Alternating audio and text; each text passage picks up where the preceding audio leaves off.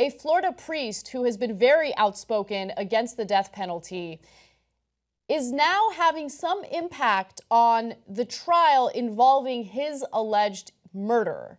Now, this is an insane story. It involves a priest by the name of Father Rene Robert. And apparently, when he was alive, he and his congregants would get together and they would pray for those who have been sentenced to the death penalty. They would petition very aggressively to end the death penalty. And apparently, he had signed some sort of paperwork, notarized paperwork, indicating that if he ever got murdered for any reason, he did not want the individual who murdered him to be sentenced to death. So Robert, a Catholic priest in St. John's County, Florida, was staunchly opposed to the death penalty. When Florida was scheduled to execute an inmate, Robert would gather with congregants, as I mentioned, to pray for the prisoner, and he prayed for Florida to abolish the death penalty, to no avail. So in 1995, he signed that notarized letter. It's a declaration of life that I was earlier talking about, and it asked that in the event of his murder, the killer would be allowed to live. Here's what it said exactly.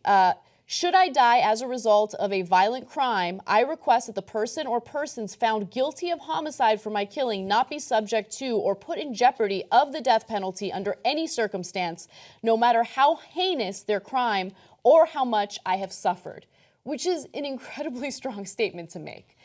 Now, he actually worked with a lot of troubled individuals. He spent a lot of time trying to rehabilitate those who were involved in crime, violent crime in a lot of cases, those who were addicted to drugs.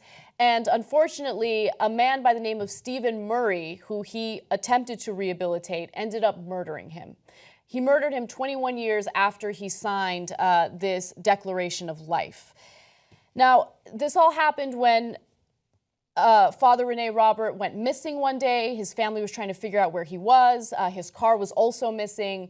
And then authorities found Stephen Murray driving the vehicle. They pulled him over.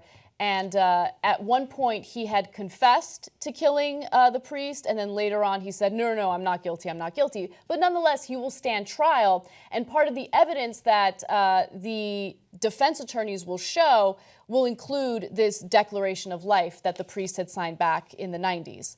So I guess we'll see how it all turns out. But it's a pretty incredible story. So I've got mixed feelings. Here's what it's not mixed. I think Father Rene Robert is one of the greatest guys I've ever heard about. And he's such a better person than I am. And I'll tell you why I'm a bad guy in a sec. And this goes to, even though I'm very agnostic, I think some religious people are the best people on earth. Look, my hero is Reverend Martin Luther King. And no matter what the religion is, when I see people fighting for the most disadvantaged, the weakest among us, the ones that need the most help, I can't help but envy their moral clarity and how strong they are in being able to help others despite everything else. So he not only helped people struggling with drug addiction and criminal histories, that car that Anna was referring to, he would just lend them their car. Nobody else trusted these guys. Right. And so now there's good reason not to trust them. So this is me. Let's put up a picture of Stephen Murray again, okay? I'm not anywhere near as good as Father Rene Robert. And if I see Stephen Murray, I see those eyes, gone. I don't want anything to do with him. I'm super realistic, and I'm not interested in trying to rehabilitate a dude with eyes like that. Okay, so I'm the bad guy. I am, right? Father Robert was 1,000 times better human being than I am.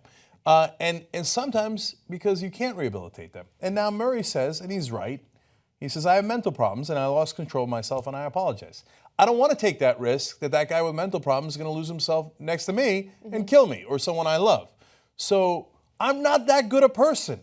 But isn't it amazing that there are people in this world who are that decent, who are willing to take that risk so that they can help the people that no one else will help? I think what is both admirable and unfortunately what led to the death of this priest is the fact that he's able to see the good in everyone, regardless of what their past crimes are, regardless of how evil their actions may have been in the past.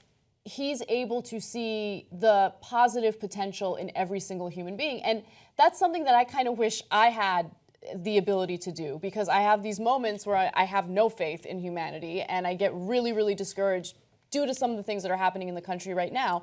But this was a man who truly believed in the good in people and believed that you can rehabilitate everyone, regardless of what they've been involved in the past. But again, that did lead to him getting murdered, and it breaks my heart to know that. But here's the thing, I think he realized that that was a risk that he was taking. Exactly, so I don't want people to think that he was naive. Yeah. I think that he understood that risk and took it anyway, which makes him an even greater person. And then the final victory for Father Robert was his own sister, who of course loved him to pieces, and his whole family is absolutely devastated by this, and who wouldn't love this guy, right? And she said that she was for the death penalty, no matter what Father Robert had said when he was alive. But in his death, when she read his 1995 document, his declaration of life, she said, look, he's right. We were brought up to love and not to hate. And she said, I am really, really angry. And I have to be honest about that. But I've got to not let that affect my heart. And I'm not going to let it make me hate this person. And I'm going to respect my brother's wishes. And I now switch my position. I'm against the death penalty. And I don't think Murray should be put to death. Now, that is the best of America. You know who's going to stop Trump, stop the establishment, stop the corruption? You are. You help us hire new investigative reporters, and we will unleash it on them. tytnetwork.com/go. Let's build the best journalism team in America.